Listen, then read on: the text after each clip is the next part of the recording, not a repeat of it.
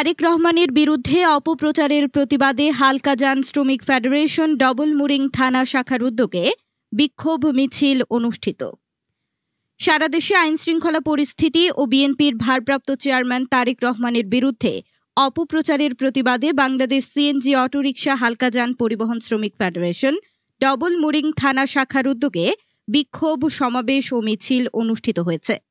সোমবার 21 জুলাই দুপুরে মোহাম্মদ রাজুর নেতৃত্বে নগরীর ডবলমুরিং থানাধীন চৌমুহনীস্থ পানওয়ালা পাড়া থেকে একটি মিছিল বের হয়। মিছিলটি নগরীর বিভিন্ন গুরুত্বপূর্ণ সড়ক প্রদক্ষিণ করে সিআরবি 7 রাস্তার মোড়ে গিয়ে শেষ হয়।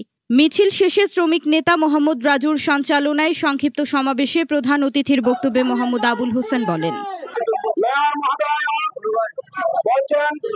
যদি আমার সিএনজি চালক ড্রাইভার যদি আমার বিপদের কারণে না থাকতো তাহলে আমি মাঠে আসতে পারতাম না। তার জন্য আমি আমার ভাইদেরকে অনুরোধ করে বলতেছি, আমরা আমাদের যে প্রতিবাদ সভায় আমাদের নেতা মহান তারেক রহমানকে প্রযুক্তি কথা বলার উদ্দেশ্যে আমরা এখানে উপস্থিত হয়েছি।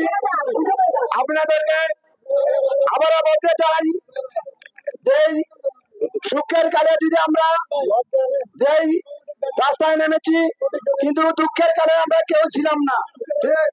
আছিল ওই সময় সিএনজি চালক এমনকি ড্রাইভার ভাইজন।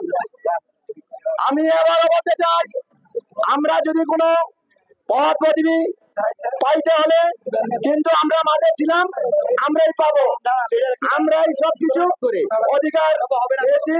এরপরে আমরা শেষ করছি।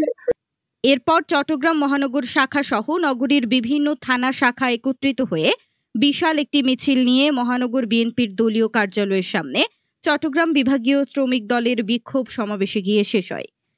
মিছিলে প্রধান অতিথি হিসেবে অংশগ্রহণ করেন বাংলাদেশ সিএনজি অটোরিকশা হালকাজান পরিবহন শ্রমিক ফেডারেশন কেন্দ্রীয় কমিটির সহ সভাপতি মোহাম্মদ আবুল হোসেন। এছাড়াও মিছিলে ডবলমুরিং থানা কমিটির সভাপতি আলমগীর হোসেন, সাধারণ সম্পাদক মোহাম্মদ মাসুদ, সিনিয়র সহ সভাপতি রাজু শাহী, সিনিয়র সদস্য মোহাম্মদ সিরাজ সহ ডবলমুরিং থানা শাখার নেতৃবৃন্দ উপস্থিত ছিলেন। উল্লেখ্য, সারা দেশে আইনশৃঙ্খলা পরিস্থিতি ও বিএনপির ভারপ্রাপ্ত চেয়ারম্যান তারেক রহমানের বিরুদ্ধে অপপ্রচারের প্রতিবাদে চট্টগ্রাম বিভাগীয় শ্রমিক দলের উদ্যোগে বিক্ষোভ সমাবেশ ও মিছিল অনুষ্ঠিত হয়।